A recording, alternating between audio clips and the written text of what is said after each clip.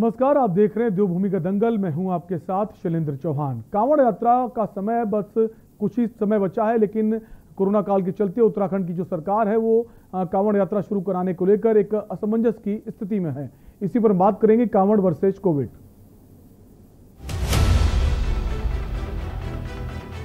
कांवड़ यात्रा को रद्द किया जाना चाहिए क्योंकि इस थर्ड वेव जो आने वाली है उसका काफ़ी खतरा बढ़ जाएगा।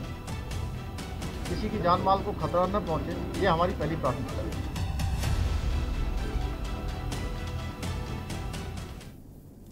कोरोना की तीसरी लहर के बीच उत्तराखंड में कांवड़ यात्रा के शुरू होने पर सस्पेंस बरकरार है। दरअसल तीसरी लहर की संभावना को देखते हुए राज्य सरकार किसी भी तरह का कोई रिस्क लेना नहीं चाहती है। यही वजह है कि सरकार अब तक कांवड़ यात्रा के संबंध में कोई फैसला नहीं ले पाई है। वहीं आईएमए ने भी सरकार से कांवड़ यात्रा को रद्द करने की मांग की है, जबकि यूपी के मुख्यमंत्री योगी आदित्यनाथ इसे शुरू कराने के पक्ष में हैं। ऐसे में सवाल यह है कि क्या आस्था बढ़ी है या फिर मानव जीवन। आज इसी पर हम चर्चा करेंगे। उससे पहले रिपोर्ट देखिए।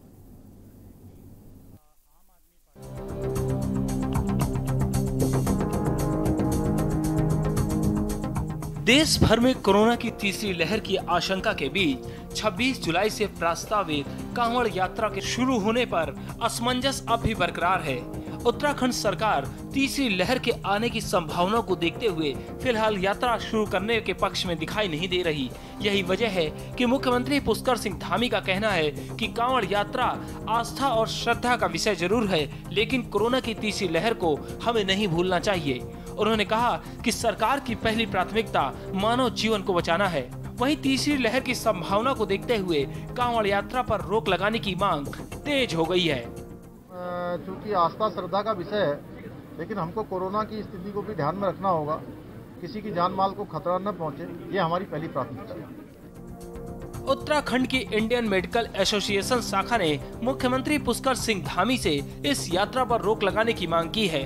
कोरोना महामारी की तीसरी लहर की आशंका के चलते आईएमए ने इसे रद्द करने के लिए मुख्यमंत्री पुष्कर सिंह धामी को पत्र लिखा है। आईएमए उत्तराखंड ने एक लेटर भेजा है चीफ मिनिस्टर साहब को कि कांवड़ यात्रा को रद्द किया जाना चाहिए क्योंकि इस थर्ड वेव जो आने वाली है उसका काफ़ी खतरा बढ़ जाएगा। तो हम लोगों का, डॉक्टर्स का पूरा मत है कि इसमें इस कांवड़ यात्रा को रद्द किया जाए। और क्योंकि इसमें करोड़ों लोग आते हैं जो कि उनके आरटीपीसीआर या बाकी रिपोर्ट चेक करना बड़ा मुश्किल हो जाएगा।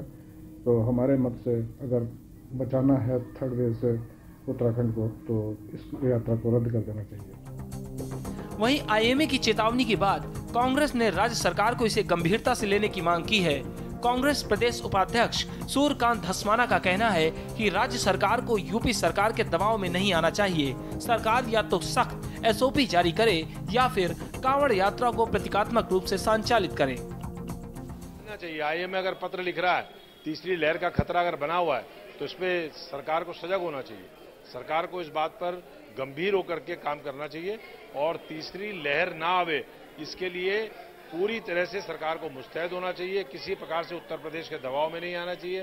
कांवड़ यात्रा के बारे में एसओपी इतनी सख्त होनी चाहिए कि जिसके पास आरटीपीसीआर नेगेटिव रिपोर्ट हो वही आ पावे, अन्यथा सांकेतिक रूप से, प्रतीकात्मक रूप से उसको मनाना चाहिए।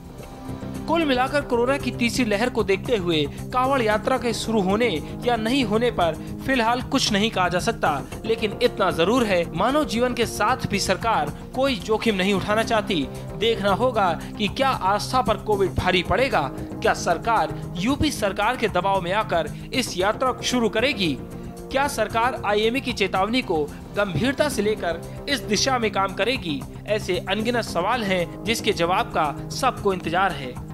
के न्यूज के लिए देहरादून से अंकित काला की रिपोर्ट। तो सवाल यही है कि आस्था बढ़ी है कोरोना महामारी और जो सरकार है वो असमंजस की स्थिति में है कि वो यात्रा को शुरू कराए या इस पर रोक लगा दिया। इसी पर हम चर्चा करेंगे। कुछ मेहमान हमारे साथ। सबसे पहले आपके उनसे परिचय करा देते हैं। डॉक्टर अशंक एरन है, वरिष्ठ चिकित्सक हैं। सर स्वागत है आपका। साथ ही साथ मथुरा दत्त जोशी हैं, कांग्रेस नेता हैं। सर आपका भी स्वागत है।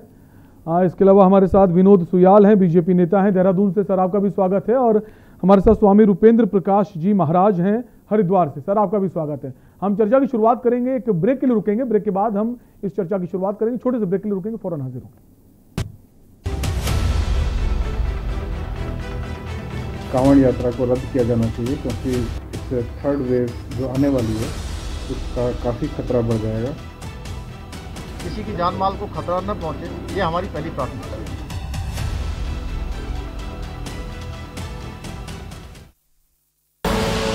आप देख रहे हैं के न्यूज, खबरों का सारथी। कहाँ जा रहे हो? दुकान पर बैठो और इसे आगे बढ़ाओ। पापा, दुकान आगे बढ़ाने के लिए मुझे दुकान पे बैठने की जरूरत नहीं है। बस बातें करवा लो इनसे।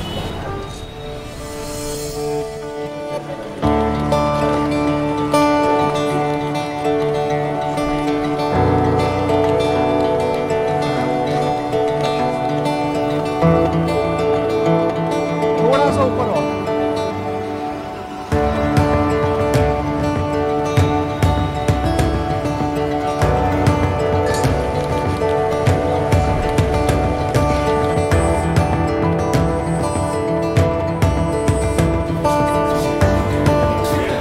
लो जी मैडम, आपके 4 किलो लड्डू।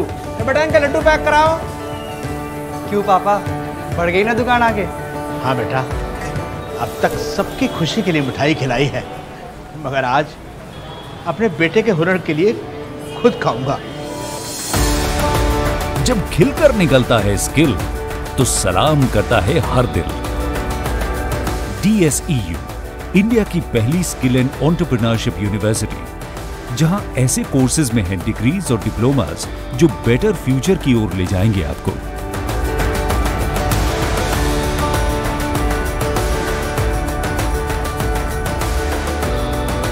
तो एडमिशन के लिए अप्लाई कीजिए। स्किल है तो नहीं कुछ मुश्किल है। आप देख रहे हैं के न्यूज, खबरों का सारथी। कांवड़ यात्रा को रद्द किया जाना चाहिए क्योंकि इस थर्ड वेव जो आने वाली है उसका काफ़ी खतरा बढ़ जाएगा। किसी की जान माल को खतरा न पहुंचे, ये हमारी पहली प्राथमिकता है।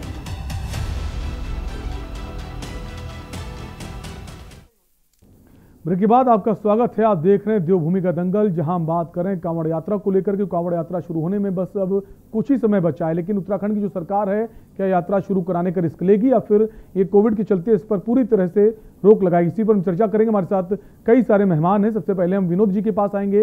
विनोद जी, सवाल यही है कि जब हरिद्वार कुंभ की शुरुआत हुई थी उस वक्त भी एक असमंजस की स्थिति बनी हुई थी कि कुंभ की शुरुआत हो या ना हो, लेकिन आखिरकार कुंभ की शुरुआत हुई थी।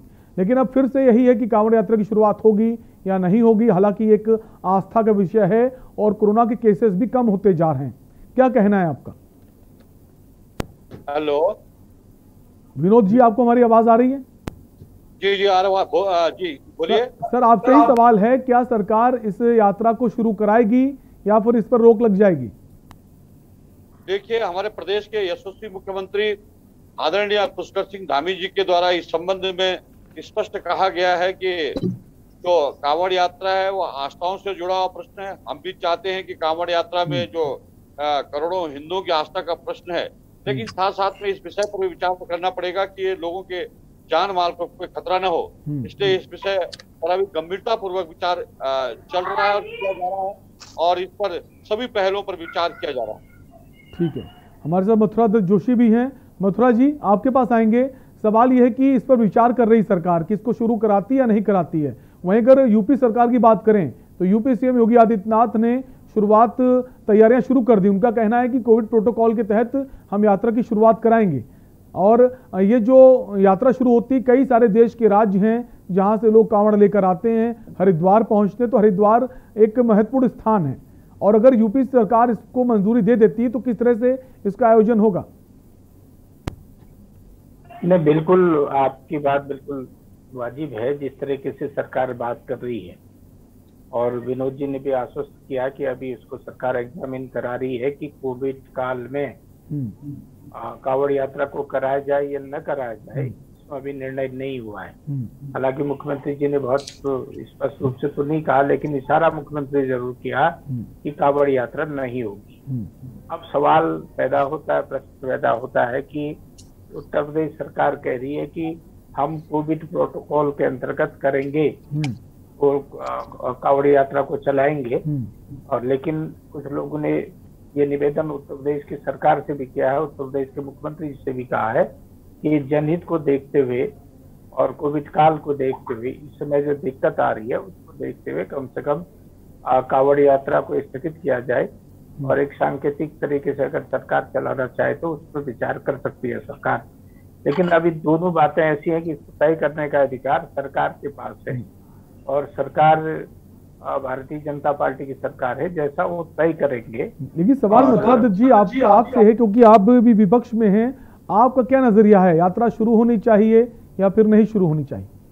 हमारे पास देखिए जो महाकुंभ हुआ था उसका भी अनुभव है, हमको बहुत उसका खामियाजा भुगतना बड़ा नुकसान हुआ है। उसी को दृष्टिगत रखते हुए अभी तक उत्तराखंड सरकार चारधाम यात्रा को भी नहीं चला पाई। जो स्थानीय जनपद थे उनके लिए भी नहीं चला पाए, अन्य बाहर के लोगों की तो अलग बात है। और माननीय न्यायालय ने उसको स्पष्ट निर्देश भी दिया है कि जब सारी व्यवस्थाएं आपके पास चकाचौंध हो या चाक-चौबंद व्यवस्थाएं हो तो आप चारधाम यात्रा चला सकते हैं। हाईकोर्ट ने तो बिल्कुल भी मना कर दिया कि आप नहीं चला सकते, रुक जाइए, इस साल अगले साल करिए। अब ये मामला क्योंकि उच्चतम न्यायालय में विचाराधीन है और उसके बाद निर्णय होगा कि हम चारधाम यात्रा का भी क्या करेंगे, चलाएंगे कि नहीं चलाएंगे, क्या स्थिति रहेगी। और हमारा तो साफ मानना है कि पहले जान माल की सुरक्षा पहला दायित्व और कर्तव्य होता है सरकार का, सरकार की नैतिक जिम्मेदारी होती है। बिल्कुल, आम जनता जान है तो जहान है। हमारे साथ स्वामी रूपेंद्र प्रकाश जी भी जुड़े हुए हैं, उनसे भी हम पूछेंगे उनका नजरिया क्या है। लेकिन एक ब्रेक का वक्त है, ब्रेक के बाद वापस हम आएंगे और इस चर्चा को आगे बढ़ाएंगे। आप देख रहे हैं के न्यूज, खबरों का सारथी। कहां जा रहे हो? दुकान पर बैठो और इसे आगे बढ़ाओ। पापा, दुकान आगे बढ़ाने के लिए मुझे दुकान पे बैठने की जरूरत नहीं है। बस बातें करवा लो इनसे।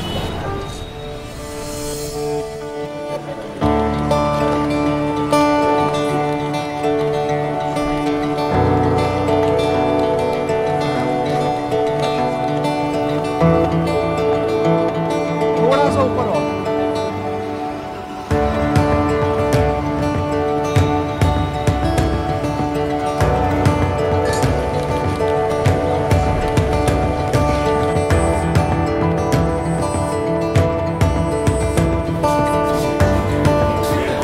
लो जी मैडम, आपके 4 किलो लड्डू। बेटा इनके लड्डू पैक कराओ। क्यों पापा, बढ़ गई ना दुकान आगे? हाँ बेटा, अब तक सबकी खुशी के लिए मिठाई खिलाई है, मगर आज अपने बेटे के हुनर के लिए खुद खाऊंगा। जब खिलकर निकलता है स्किल तो सलाम करता है हर दिल। DSEU, इंडिया की पहली स्किल एंड एंटरप्रेन्योरशिप यूनिवर्सिटी, जहां ऐसे कोर्सेज में हैं डिग्रीज और डिप्लोमास जो बेटर फ्यूचर की ओर ले जाएंगे आपको।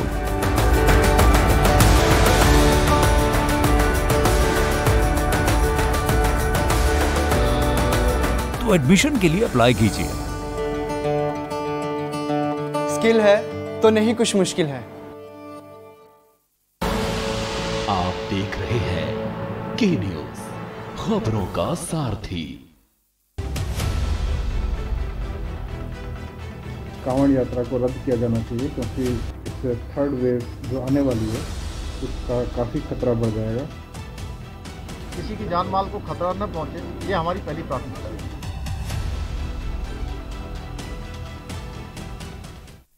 ब्रेक के बाद एक बार फिर आपका स्वागत है। आप देख रहे हैं देवभूमि का दंगल, जहां हम बात कर रहे हैं कांवड़ यात्रा को लेकर, जो एक आस्था और श्रद्धा का विषय है और जिस पर उत्तराखंड की सरकार अभी तक फैसला नहीं ले पाई कि इस पर रोक लगा दी जाएगी या फिर इसको शुरू किया जाएगा।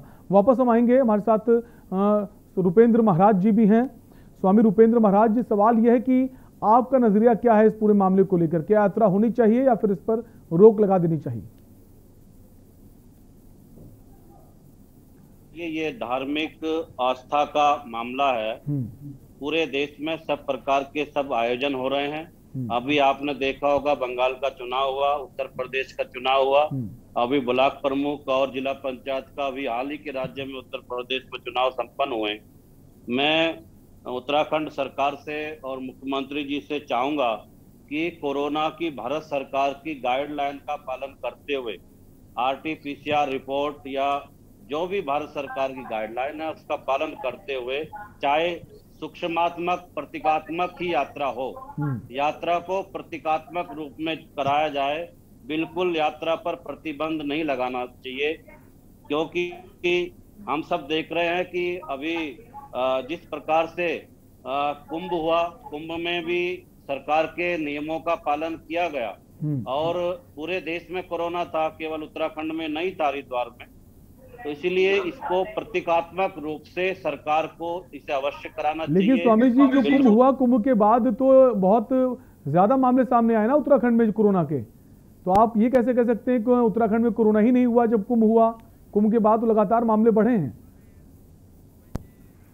लेकिन भारत सरकार की गाइडलाइन थी तो RT-PCR और नेगेटिव रिपोर्ट लेकर मंगाने के लिए कहा था, पूरा बॉर्डर सील था तो सब लोगों की चेकिंग हुई। लेकिन उस पर भी एक बड़ा विवाद हुआ कि जो रिपोर्ट्स थी वो निगेटिव बना, पॉजिटिव कर दी गई, फर्जी रिपोर्ट जारी की। खैर उस पर हम नहीं जाएंगे, लेकिन स्वामी जी सवाल यही है ना कि लाखों की संख्या में कांवड़ यात्रा जो होती है, कई राज्य से लोग आते हैं, लाखों की संख्या में करीबन 50 लाख का आंकड़ा पहुंच जाता है। क्या इसके लिए पूरी तरह से तैयार है उत्तराखंड सरकार?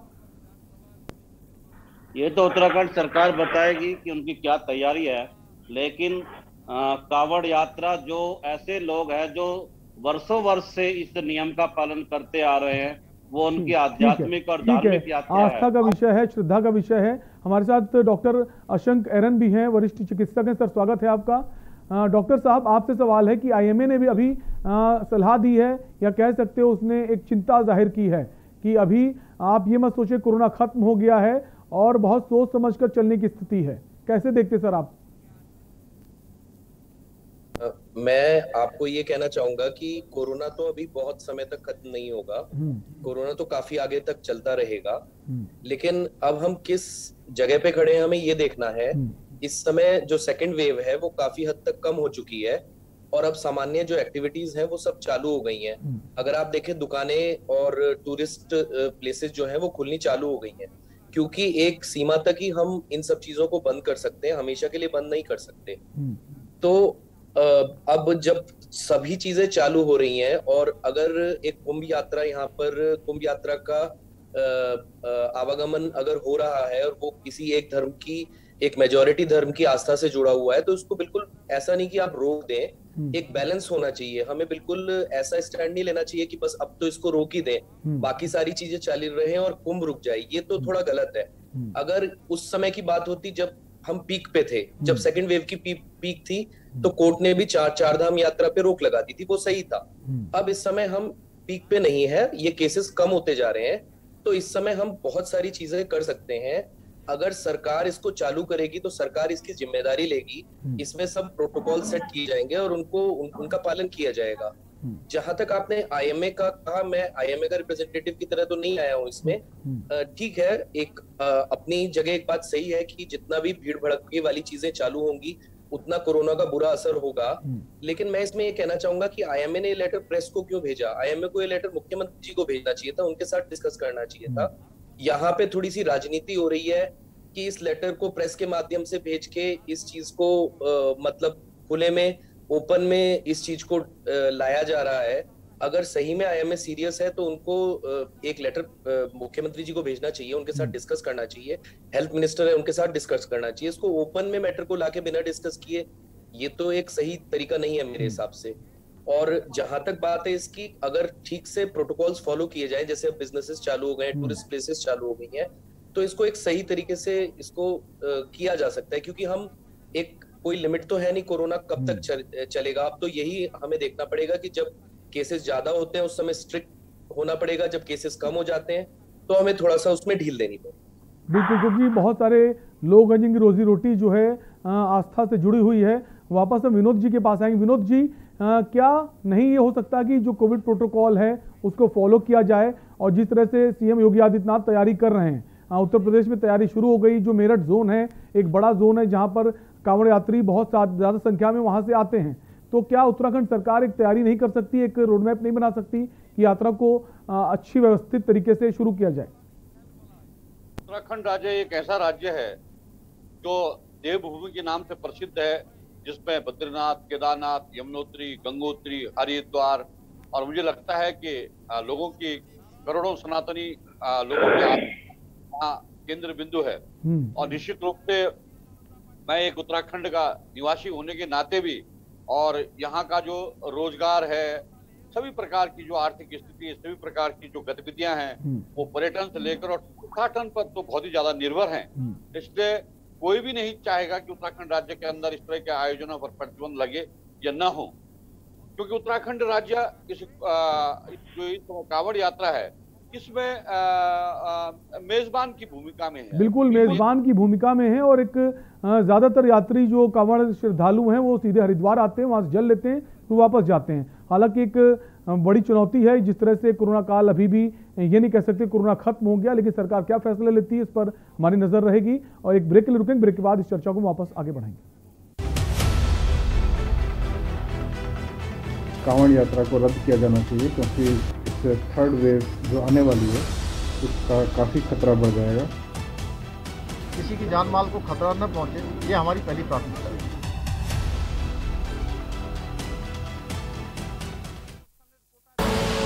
आप देख रहे हैं के न्यूज, खबरों का सारथी। कहाँ जा रहे हो? दुकान पर बैठो और इसे आगे बढ़ाओ। पापा, दुकान आगे बढ़ाने के लिए मुझे दुकान पे बैठने की जरूरत नहीं है। बस बातें करवा लो इनसे।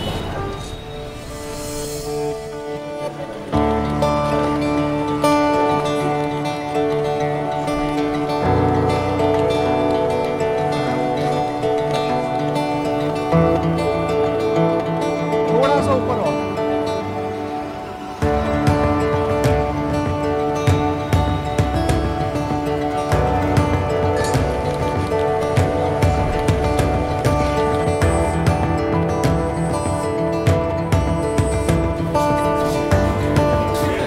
लो जी मैडम, आपके 4 किलो लड्डू। बेटा इनके लड्डू पैक कराओ। क्यों पापा, बढ़ गई ना दुकान आगे? हाँ बेटा, अब तक सबकी खुशी के लिए मिठाई खिलाई है, मगर आज अपने बेटे के हुनर के लिए खुद खाऊंगा। जब खिलकर निकलता है स्किल तो सलाम करता है हर दिल। DSEU, इंडिया की पहली स्किल एंड एंटरप्रेन्योरशिप यूनिवर्सिटी, जहां ऐसे कोर्सेज में हैं डिग्रीज और डिप्लोमास जो बेटर फ्यूचर की ओर ले जाएंगे आपको।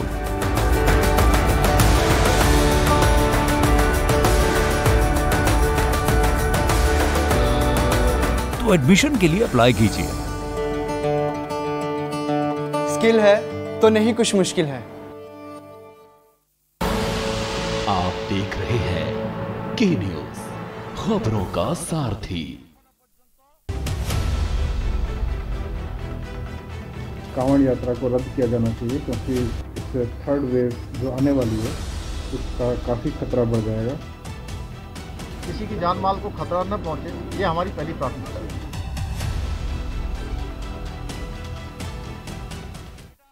ब्रेक के बाद एक बार फिर आपका स्वागत है। आप देख रहे हैं देवभूमि का दंगल, जहां हम बात करें कांवड़ यात्रा को लेकर। कांवड़ यात्रा का जो समय है बहुत कम बचा है, और लेकिन उत्तराखंड सरकार जो है अभी तक फैसला नहीं ले पाई से कि ये जो यात्रा है शुरू होगी या फिर इस पर रोक लगाई जाएगी। हम वापस आएंगे मथुरा दत्त जी के पास। मथुरा दत्त जी, आपसे सवाल है मेरा कि जब हरिद्वार कुंभ का आयोजन हुआ था उसके बाद आप लोगों ने काफ़ी विरोध किया था कि हरिद्वार कुंभ का जो आयोजन हुआ है उसकी वजह से कोरोना का जो ग्राफ है बहुत ज़्यादा बढ़ गया। तो आपका क्या स्टैंड है, क्या यात्रा होनी चाहिए या फिर नहीं होनी चाहिए? देखिए, हरिद्वार कुंभ का कांग्रेस पार्टी ने न कभी विरोध किया, न कांग्रेस पार्टी कभी करती है। कांग्रेस के शासनकाल में भी कुंभ हुए हैं, बड़े बड़े कुंभ हुए हैं, पूर्ण कुंभ भी हुआ, अर्ध कुंभ भी हुआ। हम इस ऐसी राजनीति में नहीं पड़ते हैं। न विरोध और समर्थन करने का सवाल नहीं है। सवाल जो अभी वर्तमान परिस्थिति है, पूरे देश की जो परिस्थिति है, पूरा देश कोविड संक्रमण से गुजर रहा है, और बहुत बड़ा नुकसान देश का हुआ है, देश की अर्थव्यवस्था का नुकसान हुआ है, देश में बहुत से लोगों की जान माल गई हैं, बहुत से घर उजड़े हैं। उसमें अभी जो स्थिति है उसमें सरकार को सोच समझकर कदम उठाना चाहिए। आपने देखा कुंभ में कितने बड़े आपके सामने आया है, घोटाले जो हुए वो भी आपके सामने आए हैं, गड़बड़ी भी आपके सामने आई है, सरकार की फजीयत भी हुई है, हाई कोर्ट का इंटरवीन भी करना पड़ा, सुप्रीम कोर्ट तक मामला गया। तो ये कई मामले हैं, इसलिए हमारा सरकार से विशेष अनुरोध रहेगा कि सरकार कोई भी निर्णय ले सोच समझ कर निर्णय ले, राज्य के हित में निर्णय ले।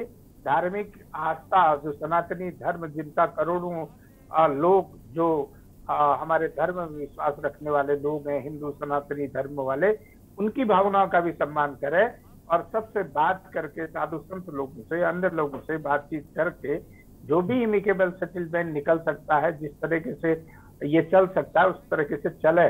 क्योंकि अभी हमारा अनुभव है, सरकार ने कोशिश की कि हमारे जो पर्वतीय क्षेत्र जहां हमारे 4 धाम है उन जिलों के लोगों को दर्शन करने की इजाजत मिले, और सरकार ने उसकी तैयारी भी की। क्योंकि हमारी जो 4 धाम यात्रा है वो उत्तराखंड की बहुत ही बड़ी आर्थिकी से जुड़ा हुआ मुद्दा है। हजारों लाखों लोग उससे जुड़े हुए लोग रहते हैं, छोटे लोग हैं, बड़े लोग हैं, होटल व्यवसायी हैं, फल वाले लोग हैं, टैक्सी चालक है, तमाम लोगों का जीवन यापन साल भर की रोटी हमारी 4 धाम से।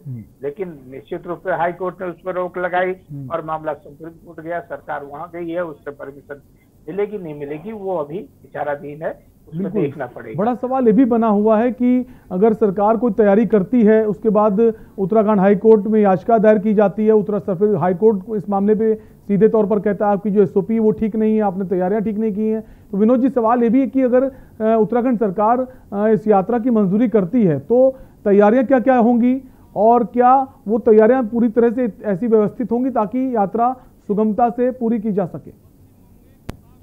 देखिए, पहले तो मैं इस विषय पर जाना चाहूंगा, जैसा कुंभ पर कह रहे हैं, तो मुझे लगता है कि हरिद्वार कुंभ के कारण कोई कारण नहीं बना कि उससे कोविड में कोई बढ़ोतरी हुई होगी। क्योंकि अगर आप देखेंगे तो महाराष्ट्र के अंदर उससे भी ज्यादा केस आए, अन्य प्रदेशों में उससे भी ज्यादा केस आए, और सरकार ने पूरी मुस्तैदी के साथ जो है तो हरिद्वार के अंदर कुंभ स्नान करवाया। लोगों की आस्था का प्रश्न था, इसलिए सरकार ने उसमें सहभागिता करवाई।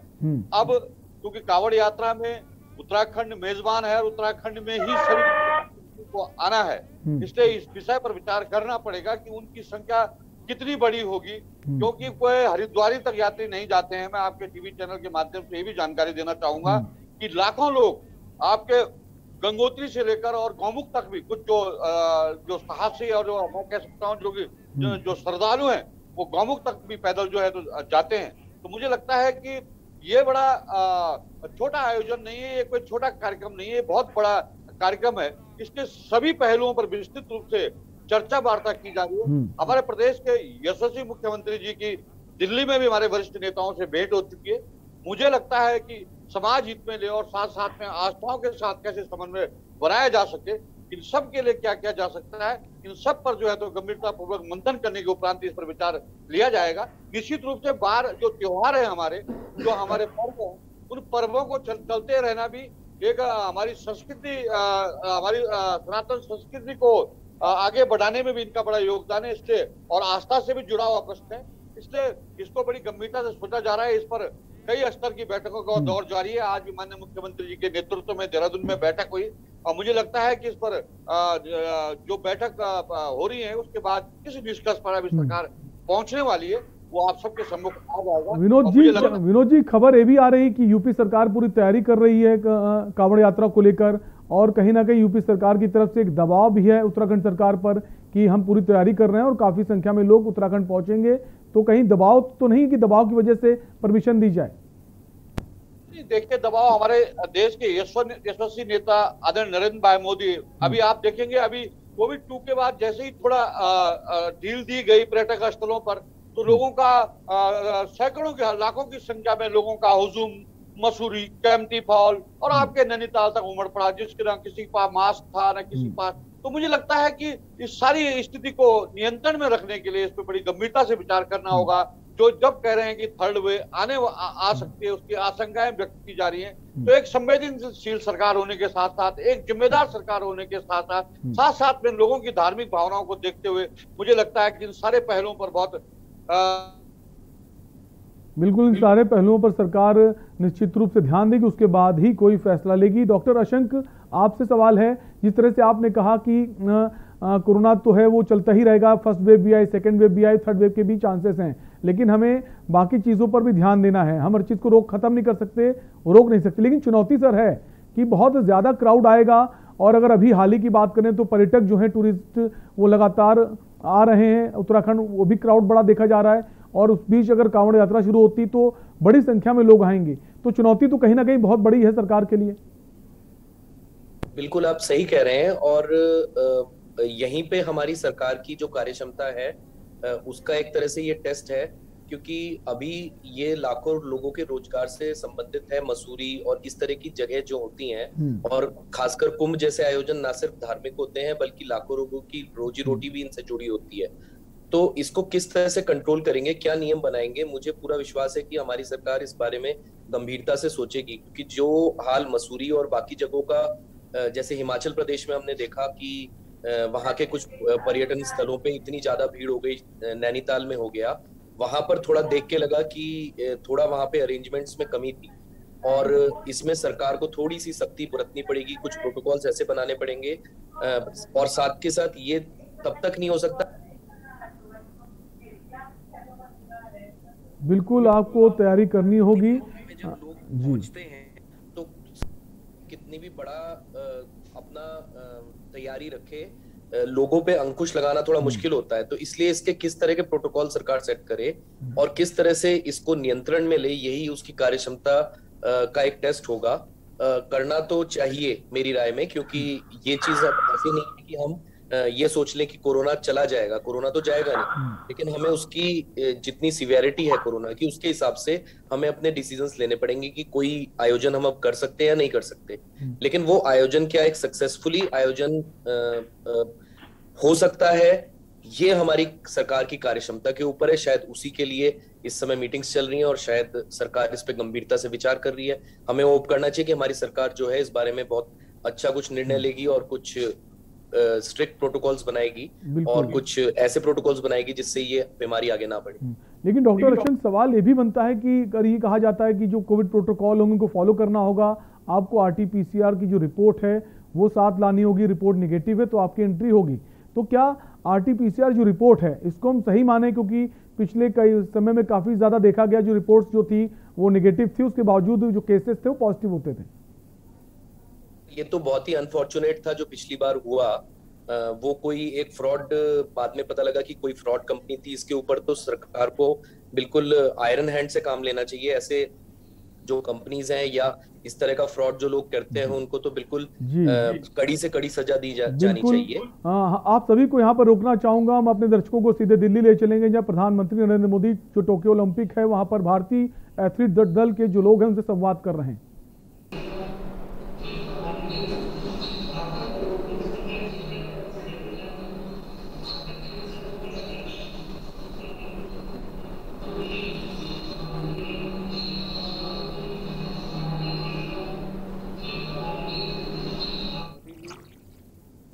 माननीय विधि एवं न्याय मंत्री और पूर्व में खेल मंत्री रहे जी, युवा कार्यक्रम एवं खेल राज्य मंत्री श्री निशित प्रमाणिक जी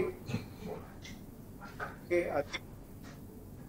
खेल फेडरेशन अधिकारी एवं प्रतिनिधि, खिलाड़ी मित्रों और देश भर से जुड़े हुए खिलाड़ियों के परिजन, भाई और बहनों, मैं यूथ अफेयर्स और खेल मंत्रालय की ओर से आदरणीय प्रधानमंत्री जी का सहर्ष स्वागत करता हूं, अभिनंदन करता हूं, जिन्होंने हर परिस्थिति में हमेशा देश का मार्गदर्शन किया है और आज भी विशेष रूप से टोक्यो ओलंपिक में जा रहे हमारे खिलाड़ियों का मनोबल बढ़ाने, उनका मार्गदर्शन करने और आशीर्वाद देने के लिए हमारे बीच उपस्थित हुए हैं।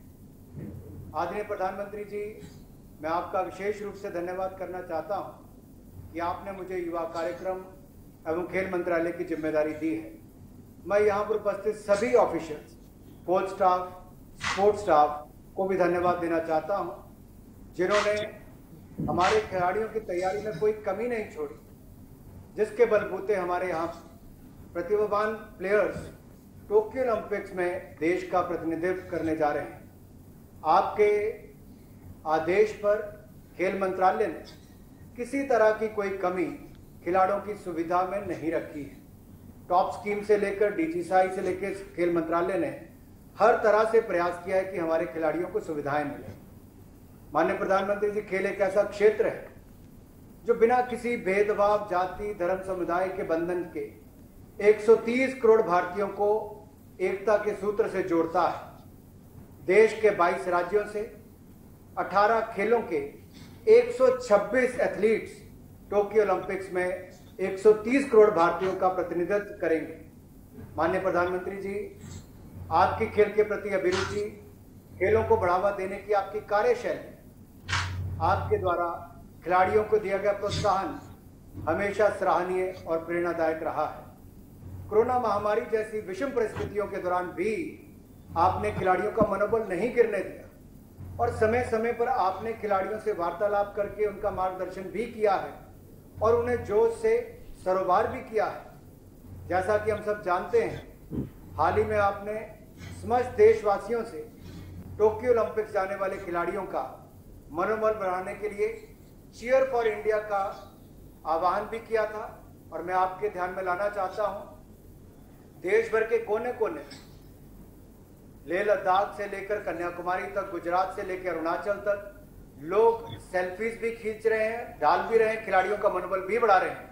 और आज जब आप इस कार्यक्रम के माध्यम से शुरुआत करेंगे, कल से पूरे देश के लोग हमारे ओलंपिक खिलाड़ियों को अपना आशीर्वाद, योगदान, सहयोग देने के लिए और चीयर करने के लिए एकजुट हो जाएंगे। आपके ही इस प्रयासों की वजह से समस्त भारत में ओलंपिक्स के प्रति जागरूकता एवं लगाव और बढ़ गया है।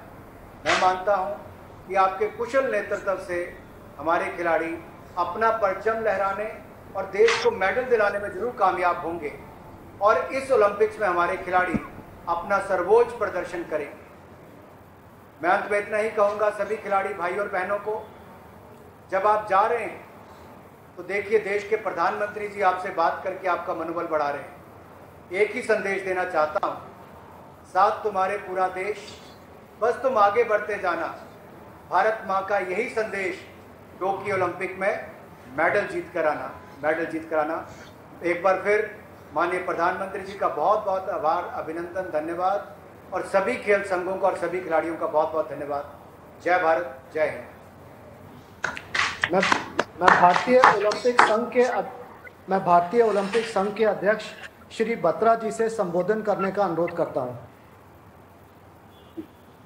Honourable prime minister Shri Narendra Modi ji, honourable sports minister Shri Anurag Thakur ji, honourable law and justice minister Shri Kiren Rijiju ji, honourable minister for state for sport Shri Nisith Pramanik ji, dear athletes and officials, it is an honor and privilege for every member of Indian contingent कि वह Tokyo जाने से पहले अपने देश के प्रधानमंत्री जी से शुभकामनाएं और आशीर्वाद लें।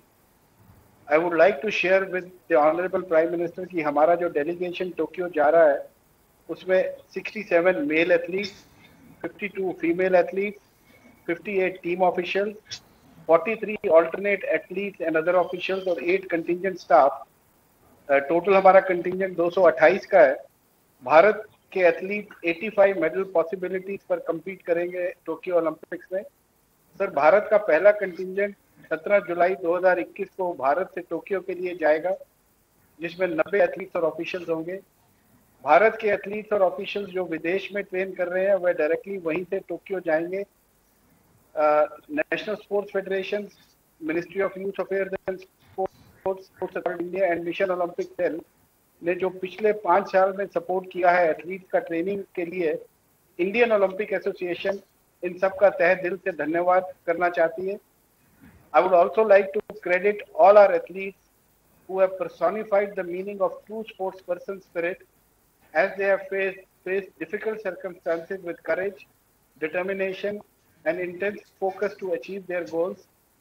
Honourable prime minister sir, Bharat का पूरा जो टोक्यो जा रहा है is looking up sir, and the example you have set for us to forge ahead on our path to achieving excellence for India. इस विषय में I am confident that your best wishes will go a long way in adding to the motivation of our athletes as they compete to bring glory to our country. I conclude by conveying my sincere thanks to all present here today for showing their support and best wishes to the athletes and officials representing India in the Tokyo Olympics. May our athletes feel the strength and prayers of every Indian citizen cheering from them for their homes. Thank you, Honorable Prime Minister, sir. Thank you, everyone. Jai Hind. अब मैं Tokyo जाने वाले athlete से request करूंगा कि वे माननीय प्रधानमंत्री जी से संवाद करें। सबसे पहले मैं दीपिका कुमारी जी से अनुरोध करूंगा। दीपिका जी नमस्ते। नमस्ते सर। दीपिका जी, पिछली मन की बात में मैंने आपकी और कई साथियों की चर्चा की थी। अभी पेरिस में गोल्ड जीतकर आपने जो करिश्मा किया, उसके बाद तो पूरे देश में आपकी चर्चा हो रही है। अब आप रैंकिंग में वर्ल्ड नंबर 1 हो गई हैं। मुझे पता चला है कि आप बचपन में आम तोड़ने के लिए निशाना लगाती थी। आम से शुरू हुई आपकी यात्रा बहुत खास है। अपनी इस यात्रा के बारे में देश बहुत कुछ जानना चाहता है। अगर आप कुछ बताएं तो अच्छा होगा। मेरी यात्रा बहुत अच्छी रही सर, स्टार्टिंग से ही। आम मुझे बहुत पसंद था, इसलिए स्टोरी पर ही। बट मैंने बैम्बू ब्रो से स्टार्ट किया था और फिर धीरे धीरे मैं मॉडर्न बो पे आई थी सर। बहुत अच्छी रही। स्टार्टिंग में थोड़ा सा स्ट्रगल हुआ था बिकॉज फैसिलिटीज वहाँ अच्छी नहीं थी। उसके बाद एक साथ आर्चरी करने के बाद काफी अच्छी फैसिलिटीज मिली सर और काफी अच्छे कोच भी मिले मुझे। दीपिका जी, जब आप सफलता के इतने शिखर पर पहुंच जाते हैं तो लोगों की आपसे अपेक्षाएं भी बढ़ जाती हैं। अब सामने ओलंपिक जैसा सबसे बड़ा इवेंट है, तो अपेक्षाओं और फोकस के बीच आप संतुलन कैसे बना रही हैं? सर, उम्मीदें तो है, लेकिन सबसे ज्यादा उम्मीदें खुद से होती है और हम यहीं पे फोकस कर रहे हैं कि जितना भी ध्यान है अपने प्रैक्टिस पे हो और कैसे मुझे परफॉर्म करना है, इस चीज पे मैं सर ज्यादा फोकस कर रही हूँ। चलिए, आपको बहुत बहुत बधाई कि आपने विषमताओं में हार नहीं मानी। आपने चुनौतियों को ही ताकत बना लिया है और मैं देख रहा हूं कि स्क्रीन पर मुझे आपके परिवारजन भी दिखाई दे रहे हैं। मैं उनको भी नमस्कार करता हूं। देश को पूरा भरोसा है कि आप ओलंपिक में भी ऐसे ही देश का गौरव बढ़ाएगी। आपको मेरी ढेर सारी शुभकामनाएं। Thank you sir. आइए हम अब प्रवीण कुमार यादव जी से बात करते हैं। प्रवीण जी नमस्ते। नमस्ते सर। हाय, कसे काय? बरा है सर। प्रवीण जी, मुझे बताया गया कि आपकी ट्रेनिंग पहले एथलीट बनने के लिए हुई थी। हाँ आज सर। आप ओलंपिक में तीरंदाजी के लिए देश को रिप्रेजेंट करने जा रहे हैं। ये बदलाव कैसे हुआ? सर, पहले मैं एथलेटिक्स करता था, तो मेरा सिलेक्शन गवर्नमेंट के एकेडमी में एथलेटिक्स के लिए हुआ। तो वहाँ के कोच थे, तो मेरा बहुत। तो आप सुन रहे थे प्रधानमंत्री नरेंद्र मोदी को, जो टोक्यो ओलंपिक में जाने वाले खिलाड़ियों से संवाद कर रहे थे। वापस हम अपनी चर्चा पे आएंगे, जहां हम बात कर रहे हैं कांवड़ यात्रा को लेकर। कांवड़ यात्रा को लेकर उत्तराखंड सरकार अभी कोई फैसला नहीं ले पाई कि यात्रा शुरू होगी या फिर इस पर रोक लगाई जाएगी। वापस हम आएंगे विनोद जी के पास। विनोद जी, हम बात कर रहे थे RT-PCR की रिपोर्ट को लेकर। सरकार जो प्रोटोकॉल, अगर कोविड प्रोटोकॉल फॉलो कराती है तो उसका एक बड़ा ये रहेगा कि SOP में कि अगर जिनकी जो रिपोर्ट है अगर वो नेगेटिव है उनको ही एंट्री दी जाएगी। लेकिन पिछली दफ़ा हमने देखा कि बहुत सारी रिपोर्ट में भी घोटाला हुआ, घपलेबाजी सामने आई कि रिपोर्ट जो थी वो पॉजिटिव थी, उनको नेगेटिव किया गया। तो इसको कैसे मैनेज करेंगे आप लोग?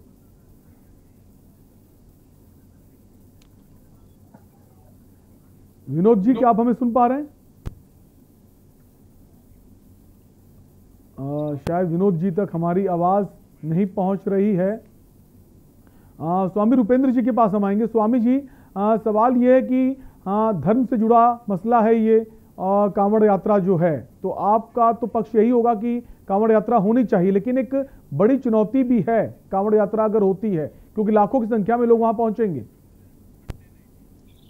बिल्कुल, उस चुनौती को स्वीकार करना चाहिए और जो हमारे हरिद्वार के मठ मंदिर आश्रम प्रतिष्ठान हैं, उन प्रतिष्ठानों को भी सरकार का सहयोग करना चाहिए और आने वाले तीर्थ यात्री जो कांवड़ यात्रा में आएंगे उसको भी कोविड की गाइडलाइन का पालन, जो भी राज्य सरकारें और भारत सरकार तय करती है, उसका पालन करते हुए और कांवड़ यात्रा होनी चाहिए। उत्तर प्रदेश सरकार कर रही है और हम सब जानते हैं कि ये कांवड़ यात्रा केवल, क्योंकि माँ गंगा उत्तराखंड से ही और गौमुख से वो प्रकट हुई है और इससे ही वो 5 राज्यों में होकर गंगा सागर में मिल जाती है, इसलिए उत्तराखंड में जो कांवड़ लेने वाले लोग हैं वो उत्तर प्रदेश, हरियाणा, पंजाब, दिल्ली और बहुत सारे लोग राजस्थान, मध्य प्रदेश तक के भी लोग यहाँ पर आते हैं और बहुत सारे यात्री ऐसे हैं जो प्रत्येक वर्ष कांवड़ लेने आते हैं।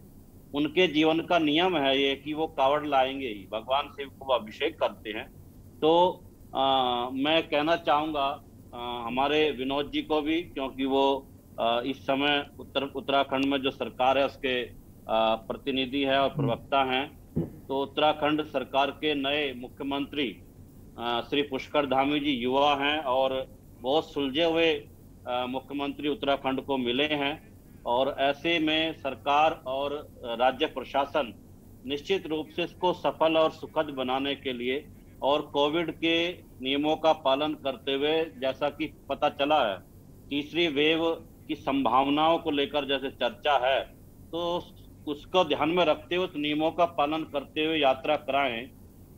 राज्य में अनेकों यात्राएं चल रही है तीर्थ यात्रियों के अलावा भी, जैसा कि डॉक्टर साहब ने बताया, नैनीताल, मसूरी में बहुत सारे पर्यटक हैं और जितने भी देश भर में पर्यटक स्थल है वहां पर जो लोग पर्यटक आने से उनके कारोबार भी निश्चित रूप से प्रारंभ हुए हैं और देश भर में सभी प्रकार की गतिविधियां चल रही है, कोई भी गतिविधि बंद नहीं है। तो ऐसे समय में कांवड़ को ही क्यों बंद किया जाए? ये सरकार की जिम्मेदारियां हैं, सरकार की जिम्मेदारी है और सरकार को चाहिए कि किसी तरह का जो प्रोटोकॉल है उसको फॉलो कराए और यात्रा को शुरू कराए। विनोद जी, आपके पास आऊंगा। विनोद जी, आवाज आ रही है हमारी? विनोद जी, क्या आपको हमारी आवाज आ रही है? आपकी आवाज आ रही है मुझे। विनोद जी, सवाल यह है कि जिस तरह से कांवड़ यात्रा की हम बात कर रहे हैं कि यात्रा शुरू होने कुछ ही समय बचा है, लेकिन जो पर्यटक हैं इस वक्त बहुत ज्यादा संख्या में उत्तराखंड पहुंच रहे हैं। हाल ये कि ट्रैफिक बहुत ज्यादा हो गया है और बहुत सारे लोगों को वापस किया जा रहा है। अगर मसूरी, देहरादून की बात करें कि इतनी ज्यादा संख्या में लोग वहां पहुंच गए हैं, तो क्या कांवड़ यात्रा को लेकर क्या ये नहीं किया जा सकता कि पर्यटक जो हैं, जो घूमने आ रहे हैं, उनको रोका जाए, उनकी संख्या में कमी की जाए और कांवड़ यात्रा को मंजूरी दी जाए? देखिए, निश्चित रूप से लोग बहुत लंबे समय तक घरों के अंदर रहे और मुझे लगता है कि उसके बाद जैसे थोड़ा इसमें ढील दी गई तो उसके बाद लोगों का घर से जाना और उसी तरह से स्कूल भी बंद रहे, लोग अपने घूमने फिरने के लिए बाहर निकले तो उनकी संख्या बहुत बढ़ गई। अचानक मसूरी और इन स्थानों पर और भीड़ हो गई और आप अभी हमारी जो ये सभी हम सब की आस्था का प्रश्न है कांवड़ यात्रा, इस पर भी ये कहा जा रहा है कि इस यात्रा को प्रारंभ किया जाए। तो इन सारे पहलुओं पर ही विचार किया जा रहा है, इन सारे पहलुओं पर ही सरकार विचार कर रही है कि एक तरफ क्योंकि उत्तराखंड राज्य के अंदर स्वाभाविक रूप से लोग तीर्थ यात्रा के लिए आएंगे ही आएंगे और हमारा सौभाग्य है कि वो लोग यहाँ आते हैं और ये हमारे लिए एक बहुत बड़ा आर्थिकी का विषय है और बहुत बड़ा छोटे से बड़े व्यवसाय का इससे व्यवसाय भी चलता है। लेकिन एक तो दूसरी तरफ हमारे सामने जान माल का सवाल भी है। अगर तीसरी लहर का जो जिस तरह से आशंकाएं प्रकट की जा रही है और उन परिस्थितियों को किस तरह से हैंडल किया जाए, इन सब पहलुओं को बड़ी बारीकी के साथ उच्च स्तरीय लेकिन विनोद जी, सवाल ये है ना कि आप कोविड प्रोटोकॉल की बात करते हैं, सरकार कोविड प्रोटोकॉल की बात करती है, उसको फॉलो कराने की बात करती है, लेकिन जो तस्वीरें देखने को मिली पिछले कुछ दिनों की केम्प्टी फॉल की अगर बात करें, देहरादून की अगर बात करें, बहुत सारी संख्या में लोग बिना मास्क लगाए नजर आए और बिल्कुल एक दूसरे से सटे हुए, ना सोशल डिस्टेंसिंग नजर आई ना मास्क नजर आया। तो इसको कैसे व्यवस्थित करेंगे? मैं भी समझ सकता हूं कि और सभी समझ सकते हैं कि जो मास्क है या कोविड नियमों का पालन करना है, जहां पर पुलिस उपलब्ध है या सरकारी मिशनरी का कोई व्यक्ति उपलब्ध है, वहां पर तो बोल के करवा देंगे। लेकिन ऐसा बहुत लंबा भूभाग है कि जहां पर सब खड़े होने बड़े मुश्किल होते हैं। इसमें आत्म अनुशासन की बहुत जरूरत है। मैं आपके टीवी चैनल के माध्यम से ये भी अपील करना चाहूंगा पर्यटकों से, तीर्थयात्रियों से, सभी से कि वो कम से कम अभी जो उनका फेस कवर है, ये जो कोविड नियमों का पालन है, उसका पालन जारी रखें, क्योंकि कोविड समाप्त तो नहीं हुआ है। यही एक संकट है कि लोग, ये कई बार लोगों के दिमाग में बात बैठ जा रही है कि अब समाप्त हो गया है, अब कुछ नहीं होगा, जबकि ये खतरा अभी बना हुआ है, खतरा टला नहीं। बिल्कुल खतरा बना हुआ है, लेकिन सवाल यही कि जो प्रशासन है, पुलिस प्रशासन है, वो सख्ती क्यों नहीं दिखा रहा? अगर वो सख्ती दिखाए और प्रोटोकॉल को फॉलो कराए तो शायद स्थिति ठीक हो सकती है और यात्रा भी सुगम स्थिति में हो सकती है। शक्ति दिखाई और केम्प्टी फॉल से लेकर अन्य स्थानों पर 50 लोगों से ज्यादा जाने के लिए प्रतिबंधित कर दिया गया है। लेकिन कई बार जब हुजूम आता है तो हुजूम को रोकना एक तरह से कई बार वो नियम तोड़ देते हैं, तो वो कठिनाई थोड़ा बनी रहती है। लेकिन निश्चित रूप से इसका कड़ाई से पालन उत्तराखंड की सरकार कर रही है और पूरे तैयारी के साथ उत्तराखंड पुलिस प्रशासन से लेकर और जो इससे जुड़े हुए सारे विभाग हैं, उससे पूरी मुस्तैदी के साथ इसका पालन करवाएंगे। आने वाले समय में मुझे लगता है कि उत्तराखंड राज्य के अंदर, क्योंकि उत्तराखंड एक पर्यटन का हब बनने वाला है, यहाँ के लिए जितना अच्छा काम हमारे देश के यशस्वी नेता नरेंद्र भाई मोदी के नेतृत्व में हुआ, चाहे वो सड़कों का जाल बिछाओ, चाहे वो आपका रेल कनेक्टिविटी का मामला हो, चाहे आपका एयर कनेक्टिविटी का मामला हो, एक सुगम यात्रा का जो मार्ग उत्तराखंड राज्य के अंदर बन गया, बहुत सुंदर सी सड़कें यहाँ बन गई हैं। अगर 2 सालों के अंदर ये कोविड ना आता तो निश्चित रूप से आज जो यात्रियों की संख्या ये है, यही संख्या अगर रेगुलर उत्तराखंड के अंदर हो जाएगी तो निश्चित रूप से उत्तराखंड पूरे देश के अंदर एक पर्यटन का और तीर्थाटन का हब बन जाएगा। लेकिन थोड़ा क्या करें, आशंका इस बात की है कि इस महामारी ने हम सबको विचलित कर रखा है। विनोद जी, एक आखिरी सवाल आपसे ये है कि लगातार अगर पिछली बार की बात अगर हम करें, जो हरिद्वार महाकुंभ हुआ था, वहां पर बाद में रिपोर्ट यह आई कि जो बहुत सारी जो एजेंसीज थी, जो लैब्स थी, जो जांच रिपोर्ट बना रही थी कोरोना की, उसमें काफ़ी फर्जीवाड़ा सामने, हालांकि मामला कोर्ट में, तो उसको लेकर सरकार क्या तैयारी करेगी?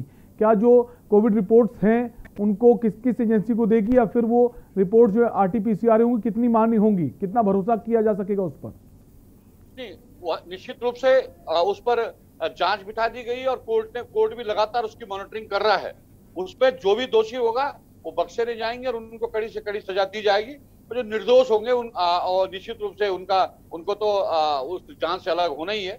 मुझे लगता है कि सरकार ने उसमें और साथ साथ में कोर्ट भी उसकी मॉनिटरिंग कर रहा है और जिन लोगों ने इस तरह का कृत्य किया है, जो लोग उसमें दोषी पाए जाएंगे, उनको कड़ी से कड़ी सजा दी जाएगी। बिल्कुल, जो दोषी पाए जाएंगे उनको सजा दी जाएगी और कोशिश ये रहेगी कि जो कोविड प्रोटोकॉल है उनको फॉलो कराए, सरकार इस यात्रा को भी शुरू कराए, क्योंकि श्रद्धा से जुड़ा विषय है ये।